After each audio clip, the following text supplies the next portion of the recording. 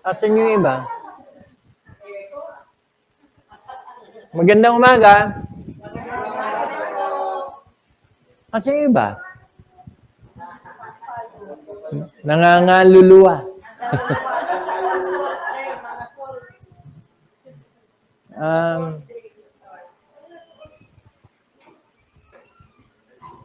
Pag maganda ang umaga, maganda gising. Pag maganda gising, magandang umaga.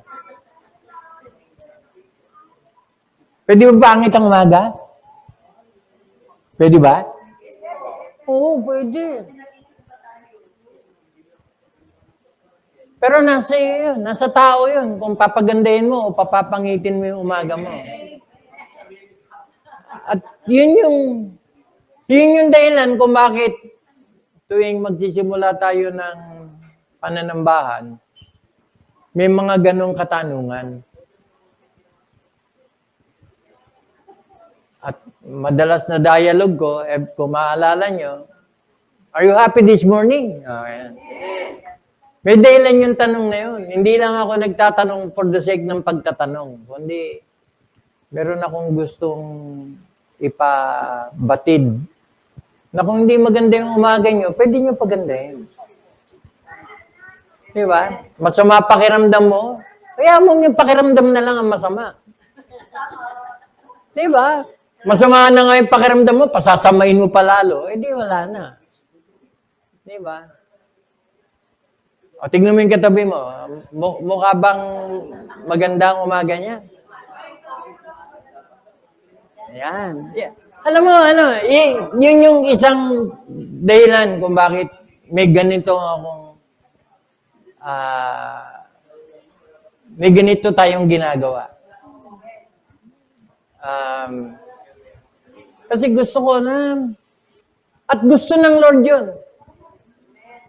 Sasamba ka na rin lang, sumamba ka na ng tama. So, hindi maganda yung pakiramdam mo, sumamba ka pa rin. Tingnan mo, habang sumasamba ka, nakakalimutan mo yung pakiramdam mo. Lalabas ka ng simbahan na ito, maayos. Ganun pa rin siguro yung pakiramdam mo, pero at least hindi ganun yung itsura mo. Kasi na-bless ka, pinagpala ka.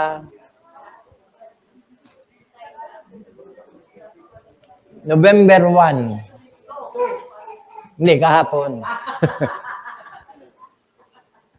Kayo naman, di nyo pa, patapusin nyo muna. Hindi yun yung topic ko. Kasi hindi natin pag-aaksyan ng panahon yung tama bang pumuntang sementeryo. Wala namang mali. Diba? Meron lang mali sa mga ginagawa. Pero kung meron kang dapat dalawin, meron kang gustong gawin, anuin mo lang na alam mo yung layunin mo. Kasi, nung October 31, dinalaw ko si Carol. May kasama akong 2 kapatiran. Of course, wala na siya ron. Pero, may naiwan siya ron at yun yung dinalaw namin. Masama ba magdala ng bulaklak pa? Hindi naman. Pero yun yung sinasabi na habang nabubuhay pa, dapat nabibigyan mo na siya ng bulaklak. Kaya lang kasi hindi mahilig si Carol sa bulaklak.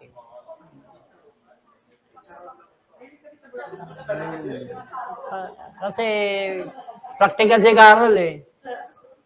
Mahal-mahal yun. Hindi niya ina-appreciate. It's just that pwede mo nang pambili ng ilang kilong bigas yan eh. Ay, iniiwasan ko maging sentimiento eh. Anyway, naalala nyo, sabi ko sa inyo, at least advance ako ng 3 preaching. Problema pala yan. Pag-a-advance ka, hindi mo alam kung ano ipipreach mo doon sa 3. Kasi, naalala nyo, nagtatahi tayo eh. Dahil magaganda yung topic, hindi ko alam kung ano yung susunod ko itatahi. At namumroblema ako ngayon kung paano ko itatahi. Pero na-realize ko, ba't kailangan kong piliting itahi kung pwede ko siya i-preach na separately? Hindi ba? Kung naman ba, pati hindi problema, pinoproblema mo. So, kasi kahapon pa. Actually, nung isang linggo pa, ano yung ipipreach ko sa... Anyway, yung text natin, ba't ba nakalagay yun? At binilugan ko pa, no? Kaya in-emphasize mo, no? Hindi ko tuloy alam kung paano ko itatahi dyan. Kasi ang topic natin ngayong umaga, sundin ang kalooban mo. Alam niyo bakit masama at pasama ng pasama ang tao? Alam niyo bakit? Hindi sila sumusunod sa kalooban niya. Kaya pasama ng pasama.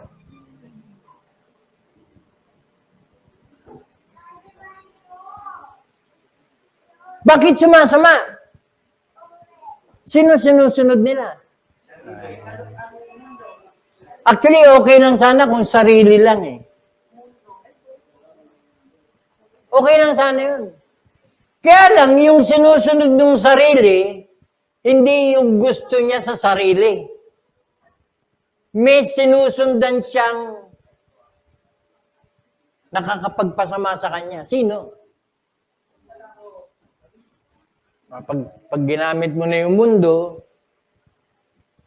ang mundo nakakabit sa dyablo.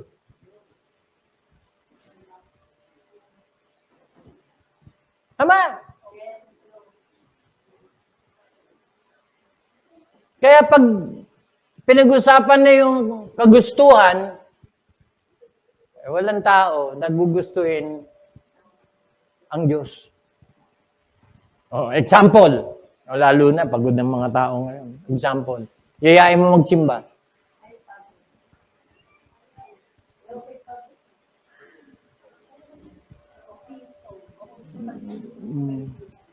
Yayain mo. Simba tayo.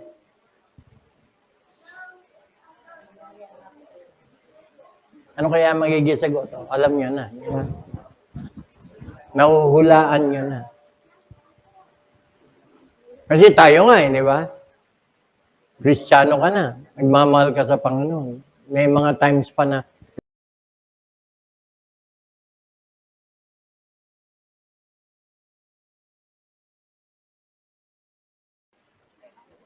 as against dun sa, naku, gusto ko magsimba ngayon.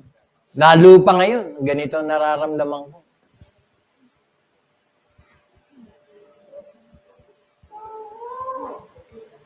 So bakit? So, naitay ko na ba? Na-justify ko na kung bakit sinimula natin doon sa masamang panahon.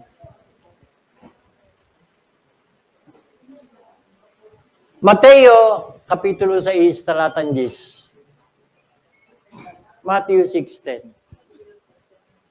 Kasi, ang tawag dito sa portion na ito is the Lord's Prayer. Mateo 6:10. Yung context dito, kung dati kang Catholic, ito yung tinatawag natin the Lord's Prayer. Our Father who art in heaven, hallowed be thy name, thy kingdom come, thy will be done on earth as it is in heaven. Give us this day our daily bread, and forgive us for our trespasses, as we forgive those who trespass against us. And lead us not to temptation, but deliver us from evil. Kabisado ni Pastor. Ba't hindi? Diyan ako pinanganak. Diyan ako namulat. At nung kinamulatan ko yan yung panalangin ko. kasama yung Hail Mary, full of grace, the Lord is with thee, blessed art thou among Ang hindi ko nakabisado, yung way of the cross, yung sa rosary, yung mga mysteries. Pero dati, nakalakihan ko yan. Lumaki ako sa ganyang. Pero alam nyo ba, yun yung problema sa maraming kababayan natin na namulat sa relihiyon natin kinamulatan. Marami tayong mga ginagawa na hindi natin naintindihan. Ito, isang example to. Ba't mo pinagpe-pray yan? Hindi naman siya prayer. Prayer ng Lord. Binigay niya yung example paano mag-pray. Hindi sa prayer na dapat sundin na. Yan yung ipag-pray mo. Kundi, ito yung pamamaraan, ito yung kabuuan, ito yung summary, example kung paano manalangin. Kaya makikita nyo dyan, may 4 na bahagi yung Lord's Prayer. Adoration, kaya may Our Father, confession, forgive us for our sins, thanksgiving, pasasalamat, and supplication, paghingi. Yun yung suma total na kabuuan, pag mananalangin ka, dapat yung 4 na yan nandiyan. Pero ngayong umaga, hindi natin topic yung pag-aralan yung about prayer. Meron ng punto rito na gusto kong pansinin natin. Particular yung sundin ang kalooban mo. Kasi alam niyo kung bakit hindi pa ganun kasama ang mundo? Hindi pa ganun kasama. Kasi pasama pa yan ng pasama. At makakarating siya dun sa pinakasukdulan pagdating ng tribulation period. Pero alam niyo bakit hindi pa ganun sukdulang pasama o masama ang mundo? Kasi nandito pa yung mga asin ng sanglibutan. Sino yung asin ng sanglibutan? Yung mga anak ng Diyos. Kaya yung kabulukan, medyo napipigilan pa. Kaya yung kadiliman, hindi pa sobrang dilim kasi andi dito pa yung ilaw ng sanglibutan. Niliwanag pa. Bakit? Kasi sila yung sumusunod sa kanyang kalooban. Hello? Kaya nga, para sabihin ng isang tao, Kristiyano ako, pero hindi naman siya sumusunod sa Diyos. Yung pinamumuhay niya, pareho lang ng mundo, magtatanong ka na, Christian ba talaga siya? Hello? Ngayon, nagkakaroon siguro kayo ng idea, ano yung tinutumbok ko pagdating dito sa topic natin. Hindi mo pwedeng i-claim na Kristiyano ka, and yet ang buhay mo, pareho lang ng mundo. Kaya yung Matthew 5:16, let your light so shine. Sino yung inaasahang magliliwanag sa mundo? Yung mga anak ng Diyos. Sino yung mga anak ng Diyos? Yan yung sumusunod sa Diyos. Yan yung nananalangin ng thy will be done.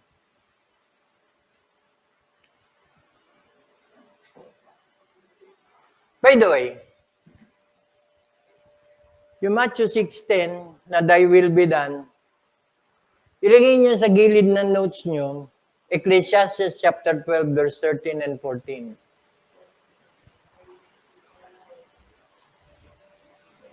Ecclesiastes 12, 13 and 14. Ano sinasabi doon sa talata? Let us hear the conclusion of the whole matter.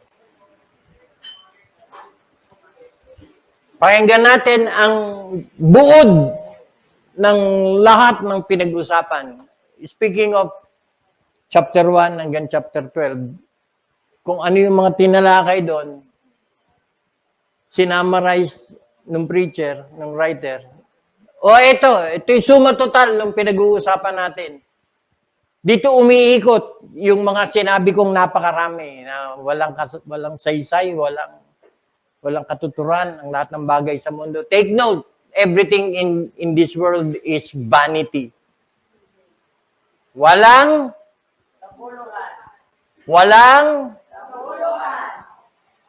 okay. Yun yung vanity. Lahat ng pinaghihirapan ng tao, lahat ng pinagnanasahan, lahat ng kaligayahan na gustong gawin. And by the way, lahat yan lilipas. In fact, lahat ng bagay sa mundo, kasama ang mga kasalanan ng mundo, susunugin. Kaya vain eh. Ano yung nagpapasaya sa tao? Kayamanan, kapagyarihan, kalayawan, kasalanan. Balang araw magwawakas. Kaya yung mga nagpapasasa sa kasalanan, enjoy nyo na. Why? Kasi may araw ka rin. Yun yung sinasabi ng Biblia. May araw ka rin. Lahat ng mga pinaggagawa mo, may katapusan yan. At ang masama niyan, doon ka magmamakaawa sa Diyos. Lord, di ba ganito? Sasabihin ng Lord, do I know you? Who you?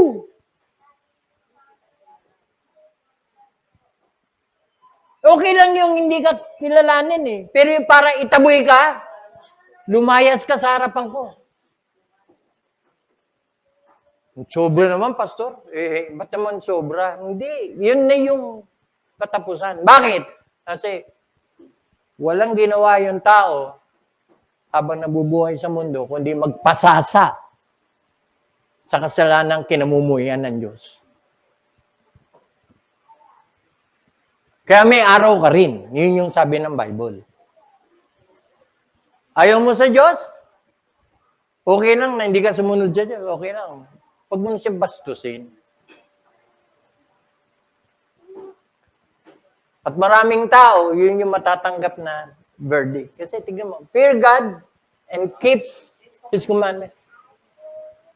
Sa New Testament, yan yung sundin ang kalooban mo. Sino yung susunod? Yung mga anak ng Diyos na may takot sa Diyos at susunod sa kanyang kalooban. Pakibilugan niyo yung salitang will. At guhitan niyo yung salitang God. Bakit? Kasi siguraduhin natin yung will na umiiral sa atin is God's will.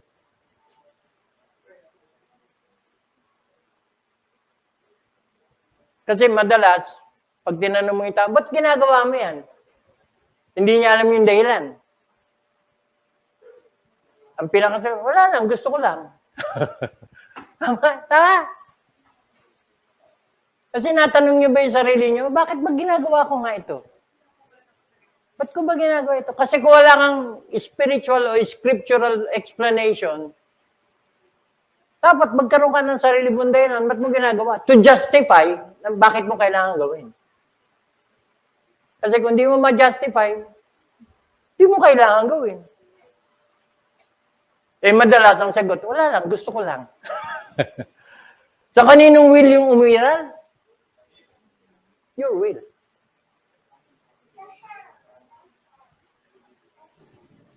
Pero aminin natin, tignan nyo ha. Let us hear the conclusion of the whole matter. Lahat ng mga pinagsasabi sa Book of Ecclesiastes, dito magtatapos.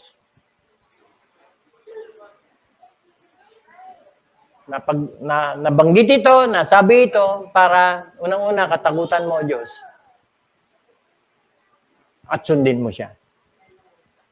Why? Ito na. Sapagkat doon umiikot ang buhay ng tao. For this, guhitan niyo yung dalawang salitang yan. Whole duty of man. So, hindi natin pinag-uusapan dito yung tungkol sa gusto natin. Hindi natin pinag-uusapan. Kasi, nabubuhay tayo para sumunod sa Kanya. Tama? Hello? Kaya sundin ang kalooban mo, o Diyos ko. Sabihin mo nga, God's will. Against my will.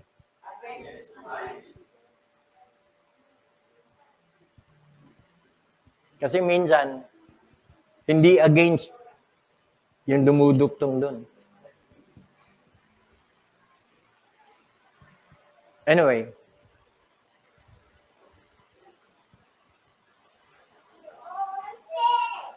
Alam niyo bakit pasama ng pasama ang tao? Bukod sa ang kanyang kalooban ang nasusunod, may mabigat na dahilan. Kaya palaging siya ang nasusunod. To the point na i-violate ano ba ang tamang term? I-disregard yung maliwanag na sinabi ng Diyos. Ito sabi ng Diyos, sabi ng tao, ako yan eh. Nangyayari ba yan? Kaya pasama ng pasama ang ano. Alam mo yung bakit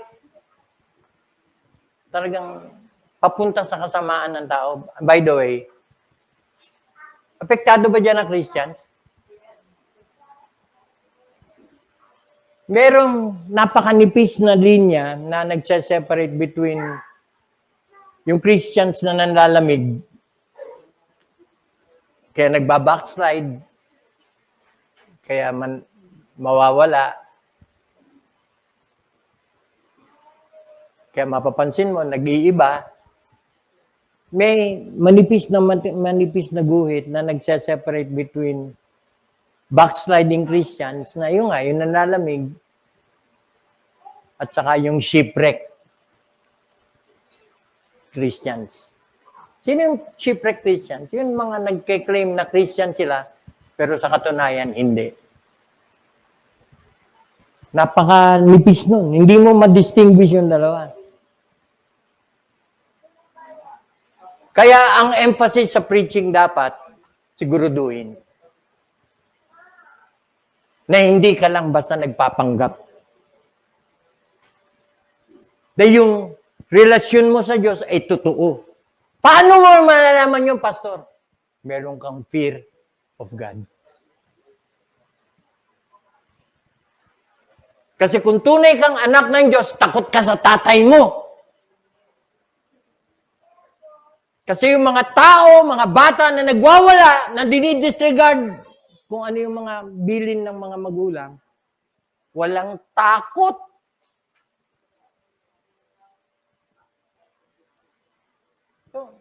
For this is the whole duty of man.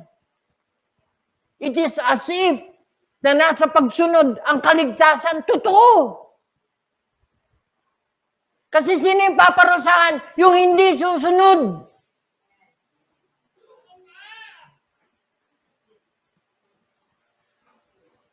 Hebrews 10:31.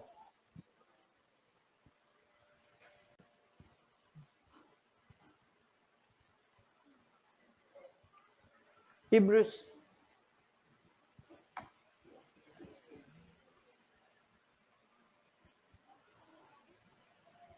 Alam mo yun, bakit?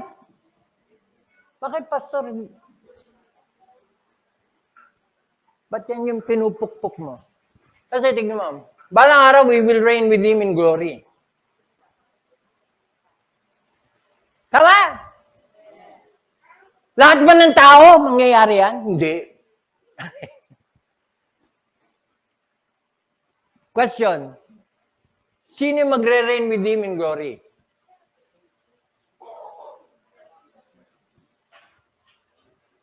Sino? Yung mga anak niya. Paano malalaman, pastor, yung mga anak niya? Di ba? Kaya nga, 1 John chapter 3, verse 10. Dalawa lang eh. Dalawa lang ang klase ng tao sa mundo. Anak ng Diyos, anak ng Diablo. Paano malaman yung pastor? Yung hindi gumagawa ng katwiran, anak ng Diablo. Sino yung anak ng Diyos? Yan yung sumusunod sa kalooban ng Diyos. Burns, nalaglag yung outline ko. Tinangay ng hangin. Pati hangin, ha? Oh, yeah, hangin. Pakipatay mo na lang. Maginaw naman, eh.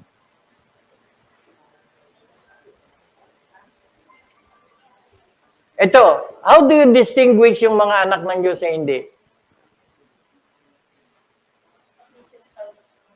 How?